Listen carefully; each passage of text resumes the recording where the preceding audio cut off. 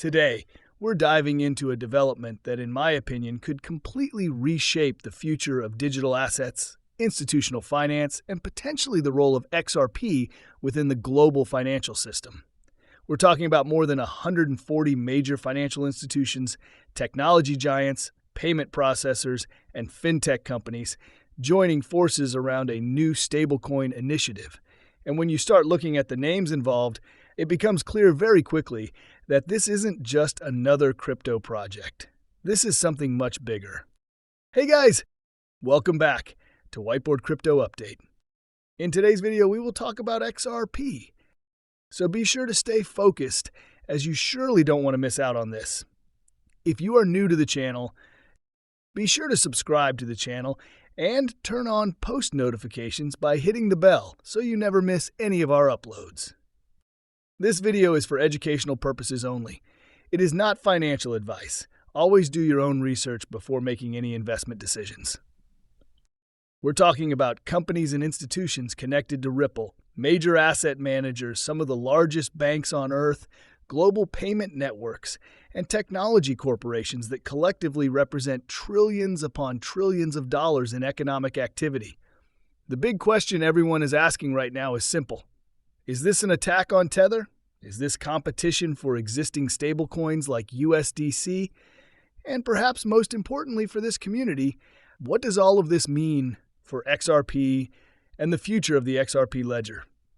Because honestly, after looking at all the information available, I think there's a very strong case that what we're witnessing right now is the beginning of the next phase of institutional crypto adoption. Let's start with the new stablecoin initiative itself, because the scale of this project is honestly difficult to overstate. When you begin reviewing the companies and institutions involved, you quickly realize that this may be one of the largest coordinated crypto initiatives ever assembled. We're talking about involvement from Ripple, major financial institutions, payment processors, banking giants, technology companies, and fintech firms that collectively serve billions of people worldwide. Among the organizations reportedly participating or associated with this broader movement, you have companies like Google, MasterCard, Stripe, BNY Mellon, Bank of America, BlackRock, IBM, Shopify, Visa, American Express, Discover, and numerous others. What's perhaps even more interesting is seeing the participation of companies that historically haven't been viewed as major crypto players. That alone tells us something incredibly important. Traditional finance and traditional business are no longer debating whether they should enter digital assets. They have already made the decision. They're now deciding how they want to enter. For years, critics claimed that large institutions would never adopt cryptocurrency technology. Then the narrative shifted to institutions exploring blockchain. After that, institutions began investing in crypto companies. Now we've entered an entirely different phase. The institutions themselves are actively building products, creating infrastructure, and positioning themselves to become major participants in the digital asset ecosystem. And when you examine the list of participants, one omission becomes incredibly interesting. You don't see Tether. You don't see many of the established crypto-native stablecoin issuers leading this initiative. Instead, what you're seeing is a coalition of traditional finance and enterprise technology firms effectively saying, we want to build the next generation of digital dollars ourselves. This is where the comparison to historical technology disruptions becomes fascinating. Some investors have begun comparing Tether's current position to companies like Napster during the early internet revolution. Napster proved the market existed, but ultimately larger, more regulated, and more institutionally accepted platforms became dominant. Whether that comparison ends up being accurate remains to be seen, but there's no denying that the competitive landscape for stablecoins is changing dramatically. Now, where does Ripple fit into all of this? In my opinion, Ripple's involvement is one of the most important aspects of the entire story. Because if Ripple is participating, then we have to seriously consider what role the XRP ledger could ultimately play in supporting this ecosystem. Many people immediately jump to the conclusion that any new stablecoin somehow represents competition for XRP or RLUSD. But I actually think that's a fundamental misunderstanding of what XRP was designed to do. The XRP ledger was never created to be the only asset in existence. In fact, from the very beginning, dating back over a decade, one of the primary purposes of the XRP ledger was to facilitate the tokenization of real-world assets and provide efficient liquidity settlement between those tokenized assets. That has always been the vision, whether we're talking about currencies, stablecoins, bonds, stocks, treasury products, money market funds, or virtually any other financial instrument. The XRP ledger was designed to support the tokenization and movement of value. This is why I find it difficult to accept arguments claiming that institutional stablecoins somehow threaten XRP. Quite the opposite. XRP requires a thriving ecosystem of tokenized assets to fully realize its long-term utility proposition. If banks weren't tokenizing assets, if institutions weren't creating digital financial products, if companies weren't issuing stablecoins, then the broader vision for XRP and the XRP ledger would have significantly less relevance. Think about it this way. If hundreds of financial institutions begin issuing tokenized assets and stablecoins, and even a small fraction of that activity ultimately settles through infrastructure connected to the XRP ecosystem, that represents an enormous opportunity. We're talking about potential transaction volumes measured not in billions, but potentially trillions of dollars over time. Of course, there will be critics. There always are. There will be headlines declaring that this new initiative is an XRP killer or that some new product has replaced XRP. But if you've been in this market long enough, you've probably seen dozens of supposed XRP killers come and go. Yet XRP remains one of the most recognized digital assets in the world, and the institutional tokenization thesis has only grown stronger over time. What's really happening here, in my opinion, is that we're witnessing the first stage of a much broader institutional migration into digital assets. Stablecoins are simply the entry point. After stablecoins, you'll likely see tokenized treasuries, then money market funds, then bonds, then equities, then increasingly sophisticated financial products. This isn't the end game. This is merely the beginning. Now, there is one area where things become a bit more complicated, and that's the regulatory environment, specifically discussions surrounding the Clarity Act.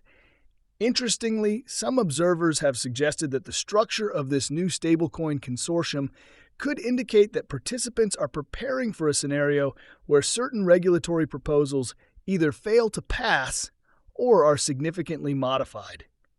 The reasoning behind this argument is relatively straightforward.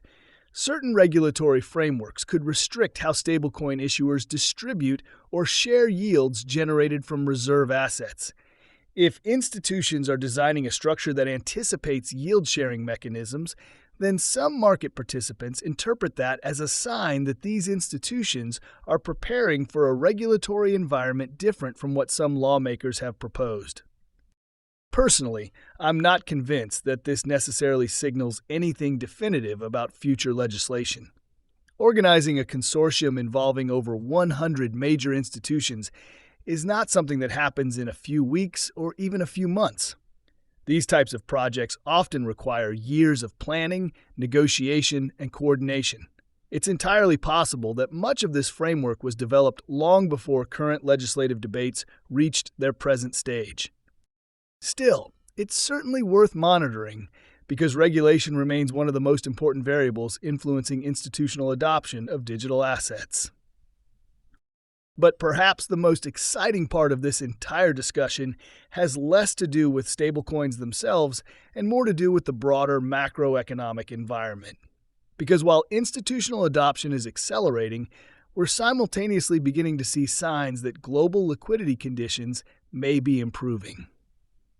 Historically, cryptocurrency markets have exhibited strong relationships with global liquidity cycles. When liquidity contracts and interest rates rise, risk assets often struggle. When liquidity expands and financial conditions ease, digital assets have historically performed much better. If you examine previous cycles, you'll notice a recurring pattern. Periods of maximum pessimism often occur near major liquidity cycle bottoms. Investors become frustrated, sentiment collapses, people begin questioning the long-term viability of the asset class. Yet historically, those periods have often created the foundation for subsequent rallies. And that's exactly why I believe the current environment deserves serious attention. The fundamentals of the digital asset industry have arguably never been stronger. We now have asset managers launching products, banks building blockchain infrastructure, payment companies integrating digital assets, financial institutions tokenizing traditional assets, technology companies entering the space, governments developing regulatory frameworks. In other words, the exact scenario that crypto advocates discussed for years is finally beginning to materialize. Imagine if the opposite were happening. Imagine if major banks were abandoning blockchain initiatives. Imagine if financial institutions were declaring that digital assets had failed. Imagine if corporations were shutting down their crypto divisions and walking away from tokenization. That would be a very different conversation. Instead, we're witnessing the exact opposite. The world's largest institutions are moving toward digital assets, not away from them.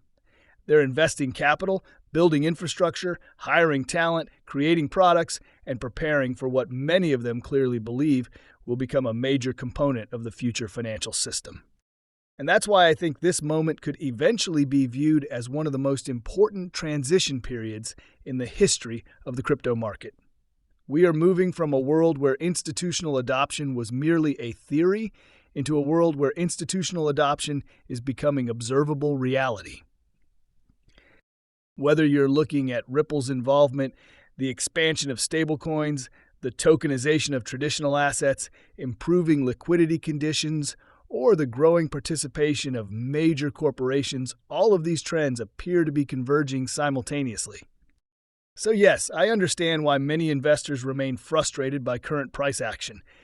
Markets rarely reward patience immediately, but history often rewards investors who recognize major structural shifts before the broader market fully understands them. Because eventually, if institutional participation continues accelerating, if tokenization continues expanding, and if liquidity conditions improve as they have during previous cycles, the market may suddenly realize that the transformation everyone was waiting for is no longer coming. It's already here. And when that realization finally happens, many people may look back at this exact period and recognize it as the moment when the institutional era of cryptocurrency truly began. The signs are appearing.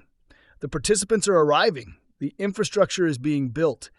And for investors who have spent years believing in this technological transformation, this may ultimately become the moment that validates everything they've been waiting for.